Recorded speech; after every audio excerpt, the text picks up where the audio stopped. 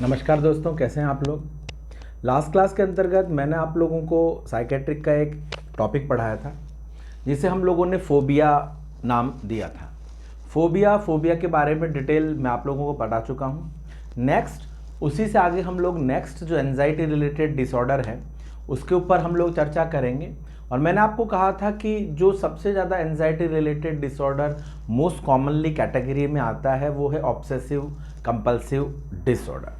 तो जनरली पहले एक बार हेडिंग लगाओ, फिर आगे बात करते हैं। तो देखो बेटा, ओसीडी के बारे में एक तो सबसे पहले बताओ, आपने देखा होगा कि ओसीडी रिलेटेड बहुत सारे क्वेश्चंस हैं जो आपके एग्जाम्स में पूछे जाते हैं। भाई OCD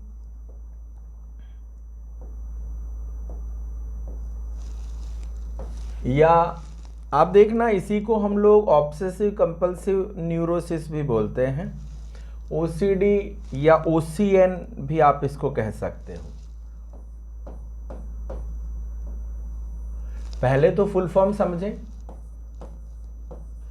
obsessive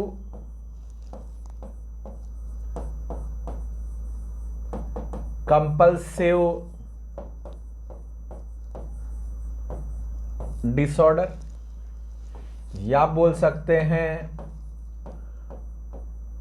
obsessive compulsive neurosis.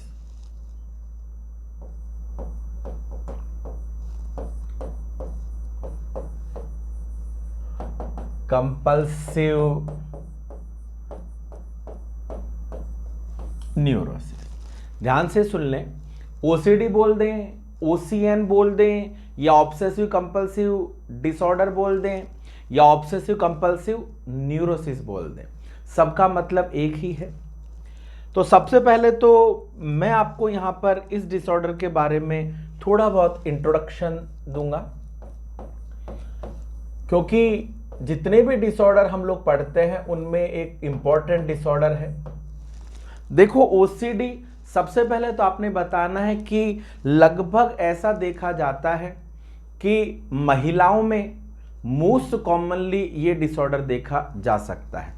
Obsessive compulsive disorder वो है जहां व्यक्ति के माइंड में एक ऐसी थॉट है जो बार बार दोहराई जा रही है, ऐसे विचार बार बार आ रहे हैं जो कि उसको खुश नहीं रखते हैं, वो उसको तनाव पैदा करते हैं।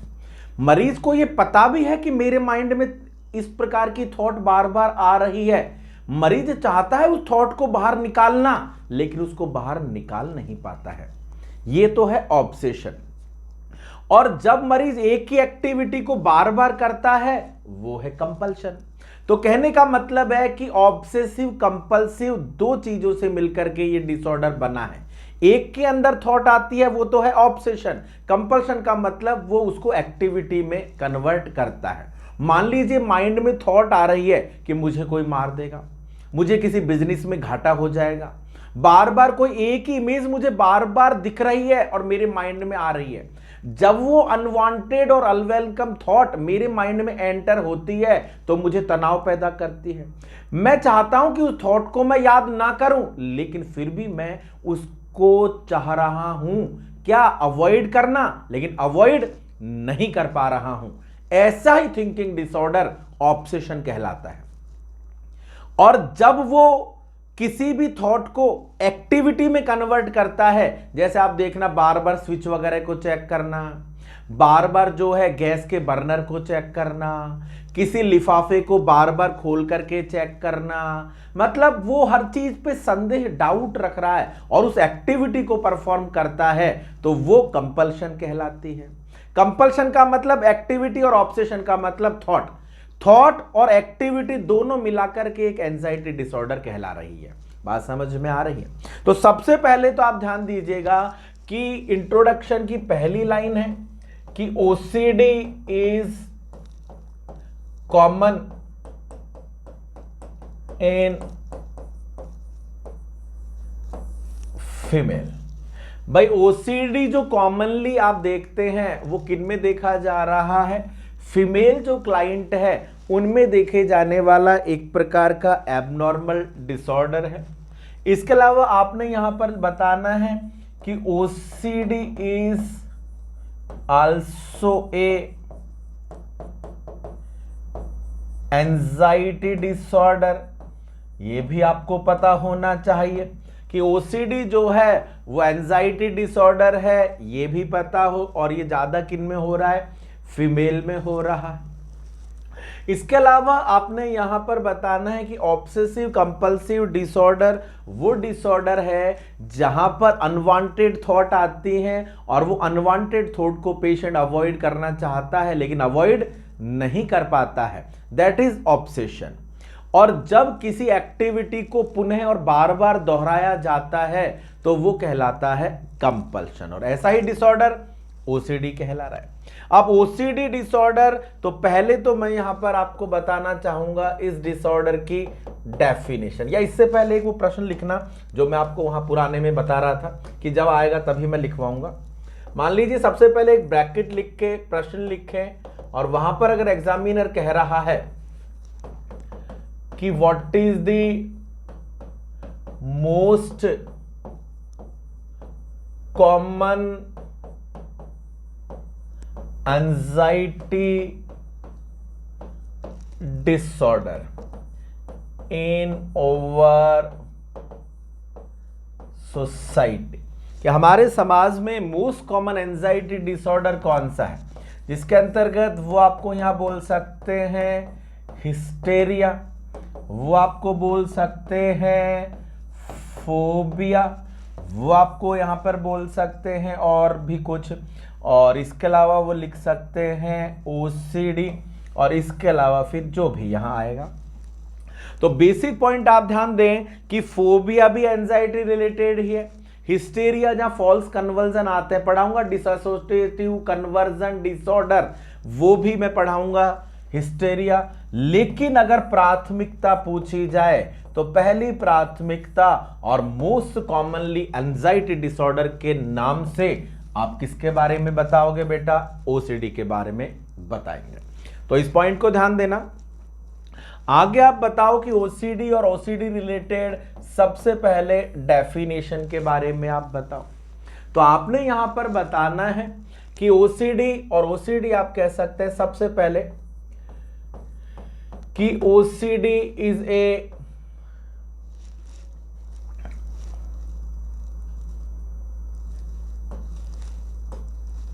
कैसा डिसऑर्डर है? एंजाइटी। तो OCD is a anxiety disorder where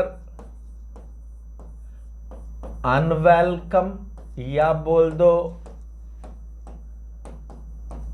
unwanted repetitive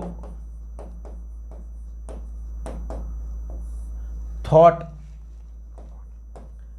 are convert in a repetitive activity in a client। देखो ध्यान से सुनना कि ओसीडी एक कैसा डिसऑर्डर बोल रहे हैं? एंजाइटी रिलेटेड डिसऑर्डर बोल रहे हैं, और इसके अंदर अनवेलकम या कैसी थॉट बोल रहे हो? अनवांटेड थॉट आती है, और वो थॉट कैसी है? रिपीटेटिव है। वो थॉट किस में बदल रही है? आगे जाकर के रिपीटेटिव एक्टिविटी में कन्वर्ट हो रही है, और यही डिसऑर्डर क्या कहलाता है? ओसीडी कहलाता है। अब ओसीडी जनरली जो आप कह रहे हैं, इसको अगर हम आगे बात करें क्लासिफिकेशन की, ध्यान से सुनना, तो इसको हम अलग अलग तरीके से क्लासिफाई कर सकते हैं। भाई ओसीडी और ओसीडी के आपने यहां बताना है क्लासिफिकेशन। क्या बोलना है बेटा? क्लासिफिकेशन बताओ। अब क्लासिफिकेशन में इस ओसीडी को तोड़ दिया है। एक तो आपने बोलना है प्योर ऑब्सेशन, एक आपने बोलना है प्योर कंपल्शन, और फिर जो हमने डेफिनेशन लिखी है वो है आपका मिक्स्ड ओसीडी, जिसमें थॉट भी है और एक्टिविटी भी है। ध्यान से सुनना कि ओसीडी एक ऐसा डिसऑर्डर है जिसमें बार बार माइंड में थॉट आती है, थॉट तनाव पैदा करती है और उस तनाव को कम करने के लिए व्यक्ति बार बार एक एक्टिविटी को दोहराता है और वही डिसऑर्डर ओसीडी कहलाता है। आप हमारे घर में देखिएगा कि जो हमारी मदर हैं, कई बार इनको इतनी चिंता होती है कि घर में साफ सफाई है नहीं है, वो बार बार उसको चेक कर रही है। इसीलिए हमने क्या कहा कि ये ज्यादातर मोस्ट कॉमनली देखा जाने वाला एक एंजाइटी रिलेटेड डिसऑर्डर है जो समाज में और सोसाइटी में देखा जा सकता है। अब चलें यहां तक आप बताएं, जिसमें सबसे पहले जो हम लोग बात करेंगे वो बात करेंगे प्योर ऑब्सेशन के बारे में। ध्यान से सुने कि सबसे पहले आपने यहां बताना है pure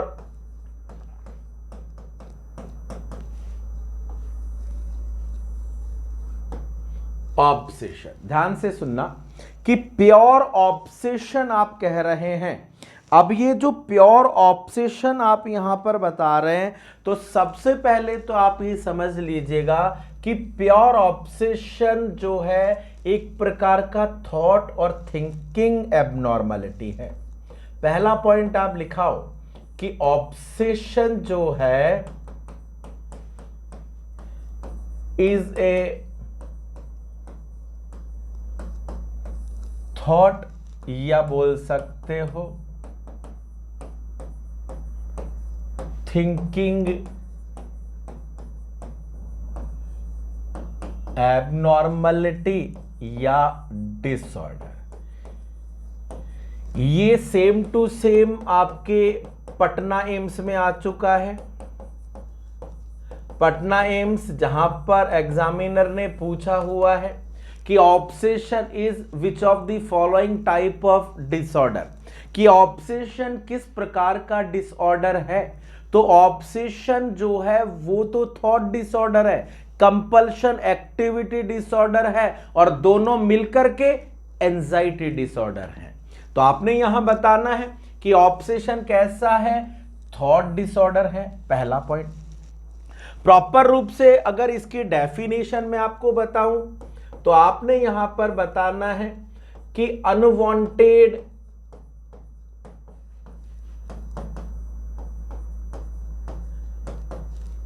thought are entered in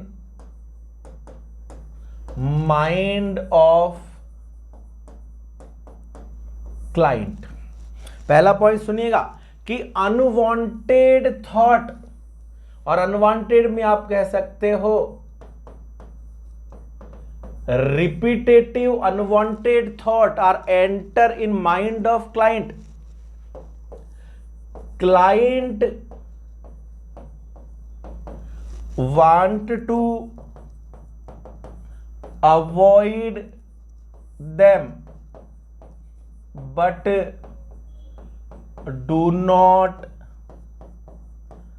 success, that is known as obsession। तो आप यहां सीधा सीधा समझ लीजिएगा कि ऑब्सेशन, प्योर ऑब्सेशन जो आप कह रहे हैं उसका मतलब है रिपीटेटिव अनवांटेड थॉट, और ये रिपीटिव अनवांटेड थॉट उसके माइंड में आती है, उसको मरीज अवॉइड भी करना चाहता है लेकिन अवॉइड कर पाने में समर्थ नहीं होता है, और ऐसा ही डिसऑर्डर प्योर ऑब्सेशन कहलाता है। प्योर ऑब्सेशन थिंकिंग और थॉट रिलेटेड होता है। प्योर जो ऑब्सेशन आप यहां बता रहे हैं उसके बारे में आप बताओ कुछ स्पेसिफाइड प्रॉपर्टीज, स्पेसिफाइड पॉइंट आपने यहां बोलने हैं। स्पेसिफिक पॉइंट आप यहां पर बताओ। सबसे पहले कि इनसाइट प्रेजेंट है, इनसाइट प्रेजेंट। इनसाइट प्रेजेंट का मतलब है कि client is aware about their thought, कि उस व्यक्ति को पता है कि मेरे माइंड में थॉट आ रही है और मुझे पता है कि ये मुझे तनाव भी पैदा करती है। मतलब वो पूरे तरीके से अपने बारे में जागरूक है। इनसाइट, उसमें क्या प्रॉब्लम हो रही है, उसको कोई प्रॉब्लम तो नहीं है, ये सारी की सारी चीजें उसको पता है। तो आपने बताना है इनसाइट प्रेजेंट है।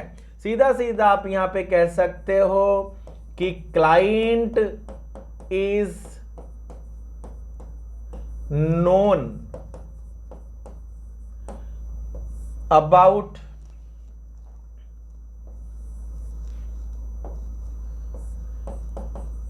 दिस प्रॉब्लम, कि उस व्यक्ति को इस प्रॉब्लम का पता है। पहला पॉइंट आप ये ध्यान दें कि ये जो ऑब्सेसिव डिसऑर्डर है, इस ऑब्सेसिव डिसऑर्डर में आप ध्यान दें कि क्लाइंट जो है, जो पेशेंट है, उस पेशेंट को इस प्रॉब्लम के बारे में पता होता है। ये आप ध्यान दे सकते हैं। चलें आगे। इसके अलावा आपने यहां पर बताना है कि इसके बारे में पता है लेकिन वो इसको अवॉइड नहीं कर पा रहा है। तो प्रॉपर पॉइंट समझना। आगे आपने बताना है नेक्स्ट, और नेक्स्ट आप बताओ टाइप्स ऑफ ऑब्सेशन। कहने का बेसिक मतलब है कि उसके माइंड में थॉट आ तो रही है लेकिन वो थॉट किस प्रकार की हैं, थॉट का टाइप क्या हो सकता है, थॉट के एग्जाम्पल्स क्या हो सकते हैं। ऑब्सेशन रिपीटेटिव थॉट है, सीधा सा मतलब बार बार एक ही चीज आपके दिमाग में आ रही है, वही ऑब्सेशन कहलाता है। पहली चीज समझ लेना। अब ये बार बार जो थॉट आ रही है वो थॉट है किस प्रकार की, तो यहां पर आपने सबसे पहले बताना है ऑब्सेशन ऑफ कंटामिनेशन। आपने बताना है कि विचार आते हैं गंदगी से संबंधित, गंदगी से संबंधित विचार उसके माइंड में बार बार आ रहे हैं। आपने यहां पे बताना है fear of contaminated by the germs, dirt, गंदगी। तो आपने बताना है कि ऑब्सेशन जो है वो आप कह सकते हो रिपीटेटिव थॉट अबाउट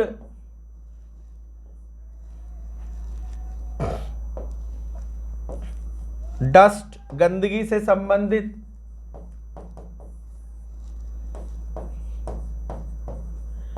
जर्म्स, जो भी कीड़े मकोड़े, गंदगी। तो कहने का मतलब है कि कंटामिनेशन रिलेटेड है, गंदगी से संबंधित विचार आ रहे हैं। तो रिपीटेटिव थॉट है about dust, repetitive thought about the germs, गंदगी से संबंधित विचार है। सीधा सीधा आप लिख सकते हो कि जो विचार आ रहे हैं वो किससे संबंधित है, गंदगी से संबंधित विचार। एग्जामिनर, गंदगी से संबंधित विचार पेशेंट के माइंड में बार बार दोहराए चले जा रहे हैं। एक पॉइंट तो आप ये ध्यान दें। दूसरा पॉइंट आपको अगर ध्यान से सुनना, इसी के नीचे एक प्रश्न लिखना जो मैं आपको यहां कह रहा हूं। एग्जामिनर आपको कह सकता है कि what is the most common type of obsession are present in OCD, कि ओसीडी के मरीज में मोस्ट कॉमन थॉट, ऑब्सेशन का मतलब बार बार जो विचार आ रहे हैं वो थॉट कैसी है। तो बार बार जो विचार आ रहे हैं तो सीधा सीधा आपने बताना है obsession of contamination, obsession of contamination. और obsession of contamination same to same photocopy प्रश्न आपके निम्हांस में आ चुका है। तो आप देख लो कितने पॉइंट है, ये जनरली बुक्स में नहीं मिलने वाले हैं आपको। ये जो मैं बता रहा हूं ये सब आपके लिए, और आप देखो जो पॉइंट है उसी से रिलेटेड प्रश्न बता रहा हूं। ऐसा नहीं है कि लास्ट में 10 प्रश्न बता दिए कि ये बनते, नहीं, स्पेसिफाइड आपको पता होना चाहिए कि कौन सी लाइन में से कौन सा प्रश्न बनता है। पहला मैंने आपको क्या कहा कि ऑब्सेशन का मतलब है रिपीटेटिव थॉट आ रही है। पेशेंट उन थॉट के बारे में जानता है, ये जानता है कि ये थॉट जो हैं ये तनाव पैदा करेगी, लेकिन पेशेंट चाह करके भी उन थॉट को अवॉइड नहीं कर पाता है। थॉट कैसी है, माइंड में कोई गंदगी, घर में गंदगी हो जाएगी, छोटी छोटी जो साफ चीजें उसको लगेगा यार ये कितनी गंदी पड़ी हुई है, बार बार माइंड में उसका आएगा, कोई उसको इमेज नजर आ रही है। चीज क्या है कि बार बार ऐसी थॉट उसके माइंड में आती चली जा रही है। तो यहां आप बता सकते हैं। तो पहला हमने कहा कि ऑब्सेशन के प्रकार, और ऑब्सेशन के प्रकार में पहला प्रकार बताया ऑब्सेशन ऑफ कंटामिनेशन, और ऑब्सेशन ऑफ कंटामिनेशन जो है वो सबसे कॉमन प्रकार का है। नेक्स्ट है आपका ऑब्सेशन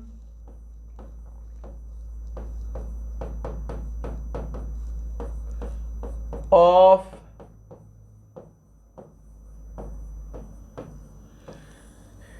सिमेट्री। इसका मतलब होता है व्यवस्थित। अरे यार ये चलो इसको छोड़ो, हिंदी समझने को छोड़ो। बेसिकली यह है कि सिमेट्री का मतलब व्यवस्थित तरीके से सब चीजों को रखने से संबंधित विचार।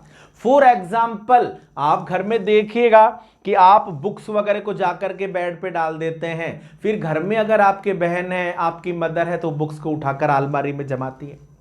ऐसे आप देखना घर में आप जाते हो तो शूज कहीं पर भी खोल दिए, वो फिर आपकी सिस्टर, मदर या जो भी हैं वो उन शूज को उठाकर शू रैक में रखती हैं। कहने का मतलब है हर चीज को व्यवस्थित रखने से संबंधित थॉट, अरे यार ये सब बिखरा हुआ सा है, मुझे अच्छा नहीं लग रहा है, वही तनाव पैदा हो जाएगा। ये इधर क्यों पड़ा है, ये इधर क्यों पड़ा है, किचन में सामान सही क्यों नहीं रखा हुआ है। तो सब चीजें उसको व्यवस्थित नजर आनी चाहिए, ऐसा उसके माइंड में थॉट आती चली जा रही है। तो यहां आप ध्यान से सुनना, सिमेट्री व्यवस्थित। तो यहां पर आपने बताना है कि ऑब्सेशन ऑफ सिमेट्री, तो आप कह सकते हो कि क्लाइंट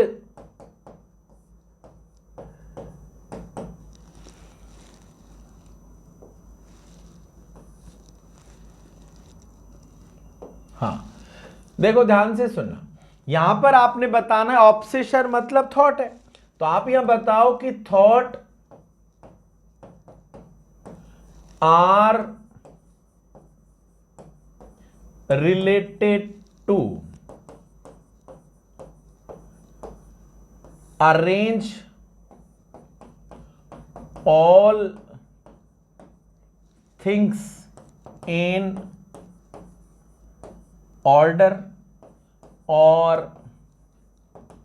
their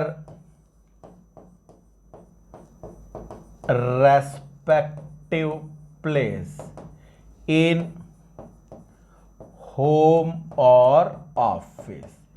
कि चाहे वो ऑफिस हो चाहे वो घर हो, हर चीज जो है सही क्रम में और उसकी सही जगह पर रखी होनी चाहिए, रेस्पेक्टिव प्लेस पर। तो ऐसे विचार आ रहे हैं कि हर चीज को सही जगह पर रखो। उदाहरण के रूप में आप यहां पे कह सकते हो बुक प्लेस इन, प्रॉपर कह सकते हो रैक में आप रखें, बुक प्लेस कर सकते हैं हम लोग जो उसकी सही जगह पर है। इसके अलावा आपने यहां पर बताना है शूज शू रैक में होने चाहिए, बुक जो है उसकी सही जगह पर होनी चाहिए। इसके अलावा आपने यहां बताना है जो डॉक्यूमेंट्स हैं वो प्रॉपर किस में होने चाहिए, फाइल में लगे हुए होने चाहिए। कहने का बेसिक मतलब है कि डॉक्यूमेंट ऐसा नहीं है 10th की मार्कशीट कहीं पड़ी है, 12th का सर्टिफिकेट कहीं पड़ा है, नहीं, हर चीज को सही पूरे फोल्डर में जमा करके रखेगा वो, पहले 9th 10th 11th पूरा तरीके से। ऐसे शूज प्रॉपर शू रैक में रखेगा। ऐसी बुक्स जो है प्रॉपर अलमीरा में जमा करके रखेगा, पूरी की पूरी शेल्फ के अंदर जमा करके रखेगा। तो ये जो है ऐसे विचार उसके माइंड में आ रहे हैं कि मैं ऐसा करूं, ये सब चीजें मुझे अच्छी नहीं लग रही है बिखरी हुई, और यही चीजें तो उसको तनाव पैदा कर रही हैं। तो यहां पर आपने बताना है ऑब्सेशन ऑफ सिमेट्री, और सिमेट्री का मतलब यही है कि हर चीज को व्यवस्थित तरीके से रखना, हर चीज को उसकी सही जगह पर रखना, ऐसे विचार उसके माइंड में बार बार आ रहे हैं। और ये आपने बताना है second most common type of obsession, क्योंकि लास्ट टाइम निमहांस ने पूछा हुआ है मोस्ट कॉमन, तो हो सकता है अब की बार जब एग्जाम लगे तो एग्जामिनर पूछ ले what is the second most common type, या what is the second most common form of the obsession, कि ऑब्सेशन की सेकंड मोस्ट कॉमन फॉर्म या सेकंड मोस्ट कॉमन टाइप कौन सा है। तो सेकंड मोस्ट हम लोग बात कर रहे हैं ओसीडी, ओसीडी मिक्स हो जाएगा तो वो एंजाइटी है, अलग अलग पढ़ रहे हैं तो ऑब्सेशन थिंकिंग से संबंधित है, कंपल्शन एक्टिविटी से संबंधित है। तो हम ऑब्सेशन के प्रकार पढ़ रहे हैं। पहला ऑब्सेशन आपने कहा ऑब्सेशन ऑफ कंटामिनेशन जो मोस्ट कॉमन है, ऑब्सेशन ऑफ सिमेट्री जो कि सेकंड मोस्ट कॉमन है। इसके अलावा आपने यहां पर बताना है ऑब्सेशन ऑफ रिलीजियस, धार्मिक, धार्मिक विचार। भाई धार्मिक विचार आ रहे हैं, आप देखना ऑब्सेशन ऑफ रिलीजियस, जैसे यहां पर उदाहरण के रूप में आप कहेंगे कि एक व्यक्ति सिर्फ प्रेयर, पूजा पाठ के अलावा माइंड में कुछ और आता ही नहीं है, जो करेगा वो भगवान करेगा, जो करेगा वो ईश्वर करेगा, धर्म ही शक्ति है, धर्म ही ताकत है, खुद कुछ नहीं करेंगे, हमेशा भगवान के ही बारे में सोचते रहेंगे, कर्म सबसे बड़ी चीज है, थॉट से कुछ नहीं होता। थॉट तो मैं कहता हूं कि मैं देश का प्रधानमंत्री बन जाऊं, काम तो करना पड़ेगा, मैं चाहता हूं कि मैं नर्सिंग ऑफिसर बन जाऊं, लेकिन मेहनत तो करनी पड़ेगी। कहने का मतलब है थॉट एबनॉर्मल हो सकती है, कर्म एबनॉर्मल नहीं होगा अगर आप गोल डिसाइड करके उस कर्म को करते हो। तो यहां पर यही है कि धर्म संगत विचार, धार्मिक विचार आ रहे हैं, पूजा पाठ करता है, पूजा पाठ के बारे में सोचता है, ये थॉट है तो सिर्फ सोच ही सोच रहा है वो यहां। तो ये आप बताओ ऑब्सेशन ऑफ रिलीजियस आप कह सकते हैं, स्पिरिचुअल थॉट्स बता सकते हैं कि यहां पर जो पेशेंट है उसमें आपने बताना है कि ऑब्सेशन ऑफ स्पिरिचुअल थॉट, कि यहां पर जो बार बार विचार, ऑब्सेशन का मतलब रिपीटेटिव, रिपीटेटिव जो थॉट्स आ रही है वो स्पिरिचुअल है, पूजा पाठ से, प्रेयर से धार्मिक विचार उसको आते हैं। तो यह आप बताओ। इसके अलावा आपने यहां पर बताना है ऑब्सेशन ऑफ, अब आप देखिएगा ऑब्सेशन ऑफ सेक्स। भाई यहां पर हम कह रहे हैं कि सेक्सुअल ऑब्सेशन आप यहां पे बता सकते हैं, वायलेंट थॉट्स एंड इमेज। भाई ऑब्सेशन ऑफ सेक्स का मतलब है कि यहां पर आप बताओ कि violent and image related thought किसके बारे में आ रही है, अबाउट सेक्स। तो देखो आपने यहां पे बताना है इमेज किससे संबंधित, ये इमेज जो है वो आप बता रहे वायलेंट या इमेज जो है किससे संबंधित है यहां पर, अरे यार सेक्स से संबंधित है, इसको और वापस से प्रॉपर सही करो कि भाई यहां पर जो आप देख रहे हो ना उसमें ऑब्सेशन किससे संबंधित है, सेक्स से संबंधित है। तो आपने यहां बताना है obsession about sex related image and violence. कहने का मतलब है लड़ाई झगड़े, सेक्सुअल एक्टिविटी, सेक्सुअल बिहेवियर, दिमाग में गंदी गंदी फोटो, अरे मैं क्या देख रहा हूं, क्यों आ रही है गंदी। और मैं आपको यहां पर बता दूं कि ये जो ऑब्सेशन ऑफ सेक्स की हम लोग बात कर रहे हैं, इसके अंदर आप सोचिएगा कि आप लोगों की जितनी भी विदेशी बुक्स है, बड़ी जो बुक्स हैं, वहां पर तो आपको ऐसा भी सुनने को मिलेगा, ऐसा भी देखने को मिलेगा कि पेशेंट को ऐसा लगता है कि उसकी सेक्सुअल रिलेशनशिप जो है वो भगवान के साथ है। तो ये चीजें क्या है, इसीलिए तो उसको कहता रहे यार ये मेरे माइंड में क्या गंदी थॉट आ गई, मैं भगवान के साथ अपने सेक्सुअल रिलेशंस के बारे में सोच रहा हूं। तो ये पॉइंट जो है यही तो उसको तनाव दे रहे हैं, और इसीलिए तो इनको एबनॉर्मलिटीज के अंतर्गत हम लोग पढ़ रहे हैं। तो यहां ध्यान दीजिएगा कि ऑब्सेशन सेक्स रिलेटेड भी हो सकते हैं, ऑब्सेशन कंटामिनेशन से संबंधित भी हो सकते हैं, ऑब्सेशन सभी चीजों को व्यवस्थित रखने से संबंधित भी हो सकते हैं, ऑब्सेशन रिलीजियस भी हो सकते हैं, और ऑब्सेशन जो आप यहां बता रहे हैं एग्रेसिव बिहेवियर से संबंधित भी हो सकते हैं। ऑब्सेशन जो है वो आपके सेविंग, पैसा बचेगा कि नहीं बचेगा, कहीं ऐसा तो नहीं है कि मैं अपने बच्चों की फीस भर पाऊंगा या नहीं भर पाऊंगा, कहीं मेरा घर खर्च चलेगा या नहीं चलेगा। तो बहुत से तरीकों के ऑब्सेशन हो सकते हैं। तो ऑब्सेशन ऑफ सेविंग, पैसा बचाने से संबंधित भी विचार आ सकते हैं। ऑब्सेशन रिलेटेड टू अर्निंग, पैसा कहां से आएगा, मैं तो खत्म हो जाऊंगा, ये हो जाऊंगा। तो कहने का बेसिक मतलब है कि बार बार थॉट का आना, वो थॉट का बार बार रिपीट होना, और उस थॉट के कारण तनाव पैदा होना, इस ऑब्सेशन के अंतर्गत देखा जाता है। और चाहता है वो मरीज कि उस थॉट को मैं माइंड में नहीं लाऊं, उस थॉट को मैं अवॉइड कर दूं, उस थॉट की तरफ मैं ध्यान ना दूं, लेकिन ऐसा संभव हो नहीं पाता है। वो थॉट आती चली जाती है और उस व्यक्ति को तनाव पैदा करती चली जाती है। और यही जनरली जो डिसऑर्डर है ऑब्सेसिव डिसऑर्डर या ऑब्सेसिव थॉट कहलाता है। दूसरा आपने यहां पर बताना है प्योर कंपल्शन। देखो कंपल्शन जहां पर आपने बताना है रिपीटेटिव एक्टिविटी, ध्यान से सुनना, रिपीटेटिव एक्टिविटी है, activity by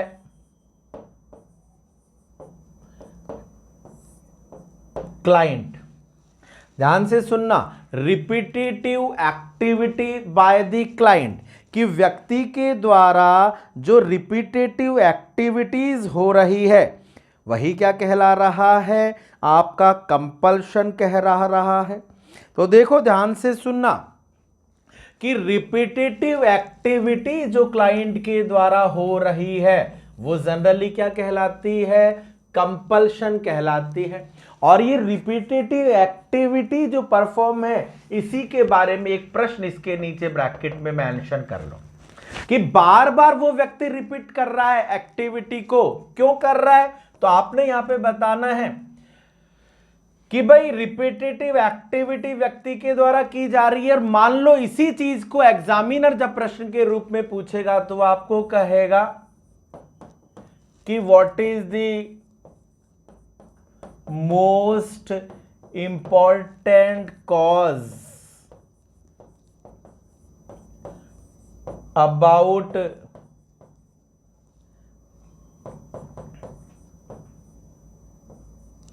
hand washing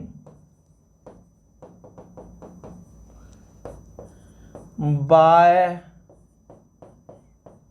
OCD patient, कि वो ओसीडी का मरीज बार बार हाथ धोता है। रिपीटेटिव एक्टिविटी क्या है, जैसे कि हैंड वॉशिंग करता है, तो repetitive hand washing, repetitive checking, बार बार किसी चीज को चेक करना। तो आपने बताना है कि वो बार बार किसी चीज को चेक करता है, बार बार हाथ धोता है, बार बार इस एक्टिविटी को रिपीट करता है, सीधा सीधा आप तो कारण बता देना, और इसका बेसिक उद्देश्य यही है, रिड्यूस दी एंजाइटी, क्योंकि उस व्यक्ति के माइंड में जो तनाव आया था, फॉर एग्जाम्पल ध्यान से सुनो, कि एक महिला जिसके माइंड में विचार आया कि उसकी सेक्सुअल रिलेशनशिप भगवान के साथ है, उसको उस बात ने तनाव पैदा किया, तो वो जाकर के बाथरूम में बार बार बाथिंग करेगी। तो क्या है, रिकरेंट एपिसोड ऑफ बाथिंग, तनाव को कम करने के लिए है। एक व्यक्ति के माइंड में तनाव आया कि गंदगी ही गंदगी फैल रही है, घर में गंदगी, यहां गंदगी, वो बार बार उसको साफ करने की कोशिश करेगा, तो बार बार वो अपने हाथों को धोकर के तनाव कम कर रहा है।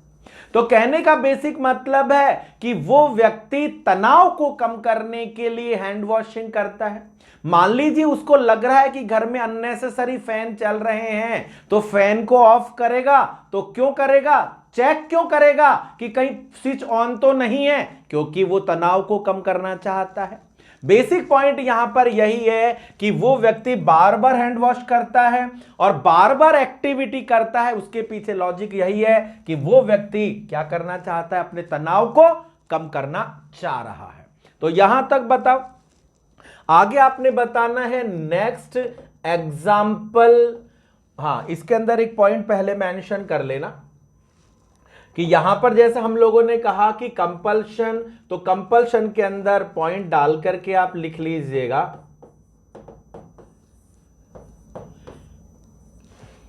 कि भाई compulsion is a activity related disorder.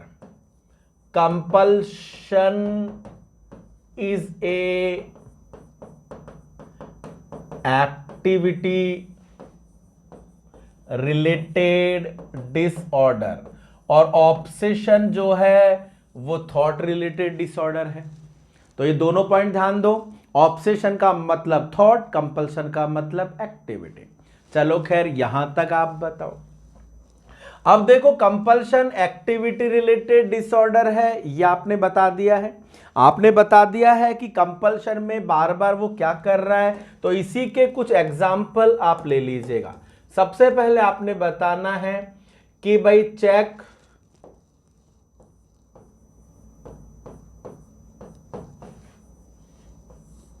The switch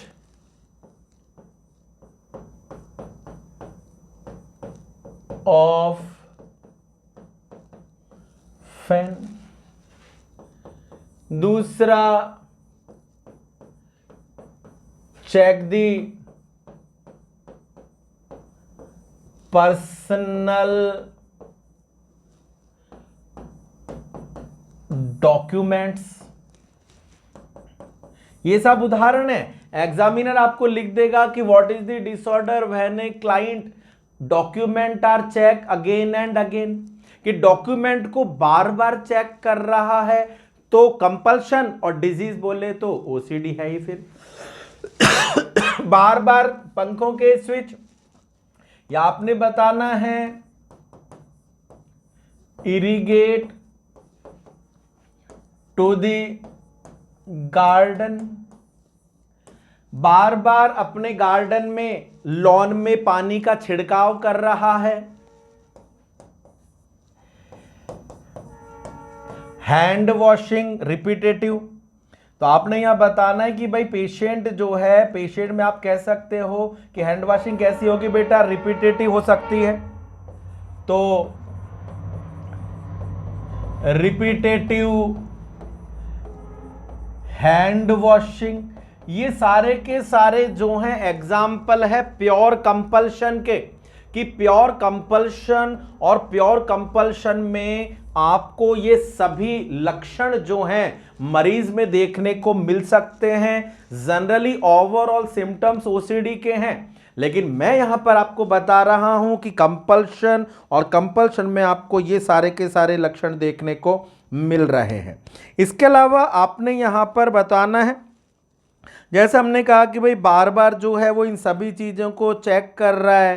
patient जो आप देखोगे ना, वो हमेशा आपको डाउटफुल एक्टिविटीज़ में इन्वॉल्व पाया जाएगा। भाई आपने यहाँ पे बताना है रिपीटेटिव हैंड वॉशिंग कर रहा है, गार्डन में बार बार पानी दे रहा है, या बता सकते हैं। इसके अलावा आपने यहां पर और भी बहुत से लक्षण आप कह सकते हैं, जैसे repetitive check the lock of doors, जो घर के दरवाजे हैं उनके लॉक को चेक करना। बार बार कहने का बेसिक है। ओवरऑल अगर इसको हम कहते हैं, ध्यान से सुनो कि ये तो आपने बता दिया। ओवरऑल एग्जामिनर यहां पर आपको डिजीज के नाम से भी पूछ सकता है। वो कह सकता है वॉशिंग या washer, checking and counting are the basic symptom of which of the following disorder। भाई ये कह रहे हैं कौन सी बीमारी में ये लक्षण है। वॉश करना, बार बार हाथों को, बार बार खिड़की दरवाजे चेक करना, पैसों को गिनना, डॉक्यूमेंट को चेक करना। ये जनरली डिसऑर्डर तो कौन सा है, ओसीडी ही है। लेकिन अगर एग्जामिनर कहता कि washing, checking, counter are the symptoms के अलावा अगर वो यहां पर कहता कि कौन सी एक्टिविटी रिलेटेड डिसऑर्डर है, तो फिर वो प्योर कंपल्शन में आ जाता। तो जनरली डिसऑर्डर कौन सा है, ओसीडी। तो यहां तक आप बता सकते हैं। इसके अलावा एग्जामिनर आपको ऐसे ना बोल करके वो ये भी कह सकता है रिचुअल behavior is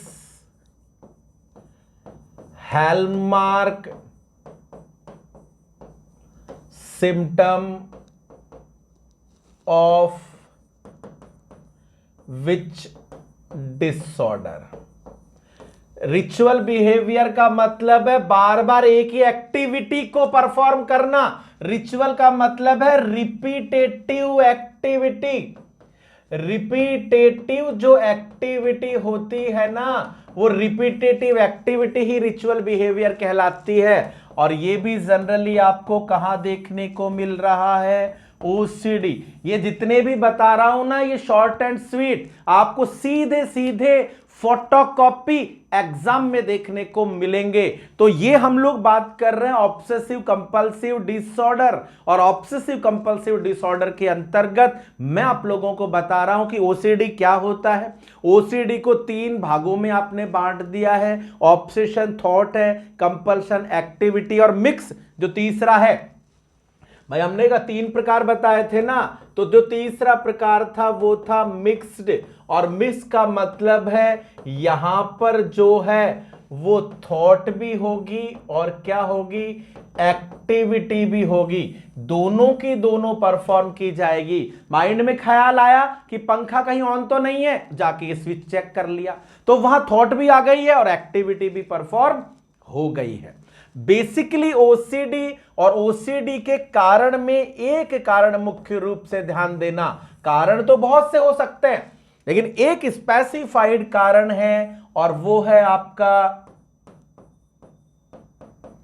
सीरोटोनिन। जो न्यूरोट्रांसमीटर है इसका लेवल क्या हो जाता है, डिक्रीज। क्योंकि जितने भी कारण हैं वो कारण सभी हैं, लेकिन एग्जाम के अंदर अगर एग्जामिनर आपको एक शब्द में कहेगा तो वो यही कहेगा कि which of the following the neurotransmitter are decrease या abnormal in obsessive compulsive disorder. तो सीरोटोनिन लेवल यहां डिक्रीज देखा जा सकता है।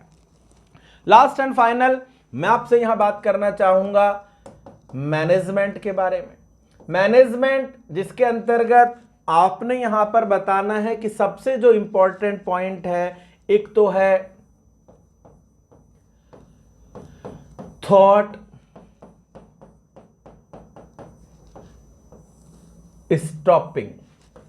यह है आपका फर्स्ट प्रायोरिटी मैनेजमेंट। ये मेरे बताने के बाद निम्हांस में आ चुका है, तो ध्यान से सुन लेना। कि सबसे पहली प्रायोरिटी है थॉट स्टॉप। दूसरा पॉइंट आपने बताना है रिलीव एंजाइटी, एंजाइटी को कम कर सकते हैं। इसके अलावा साइकोथेरेपीज है, जिसमें एक तो आपने यहां पर भी वही बतानी है, सिस्टेमिक डिसेंसिटाइजेशन, ये सब मैं पढ़ाऊंगा डिटेल में। इसके अलावा वही कॉग्निटिव बिहेवियर थेरेपी। इसके अलावा है आपके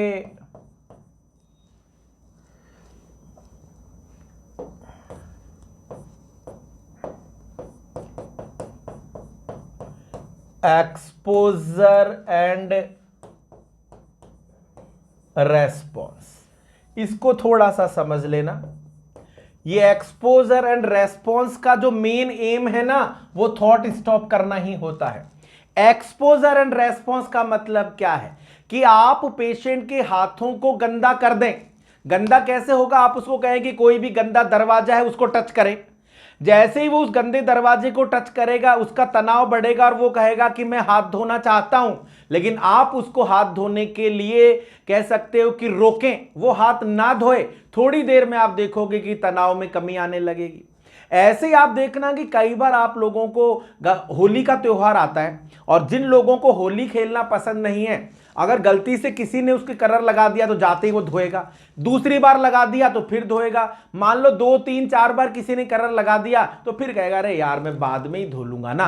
कहने का मतलब है कि वो ग्रेजुअली जब आप उसको गंदे हाथ करोगे, एक्सपोज का मतलब उसके गंदे हाथ कर दो। गंदे हाथ करते ही वो ऑब्सेशन थॉट उसके माइंड में आएगी, मेरे थॉट हाथ गंदे हो गए, हाथ गंदे हो गए, और वो तनाव पैदा करेगी। लेकिन आप उसको थॉट को कंट्रोल कर रहे हो, उसके हाथों को धोने नहीं दे रहे हो और उसकी जो रेस्पॉन्स है उसको वहां देख रहे हो। तो देख रहे हो तो धीरे धीरे तनाव कम होगा। और बेसिक ओवरऑल इसका भी जो मेन उद्देश्य है ना, वो उद्देश्य यही है कि पेशेंट की थॉट को क्या करना चाहते हैं? स्टॉप। इसीलिए पहली प्रायोरिटी थॉट स्टॉपिंग।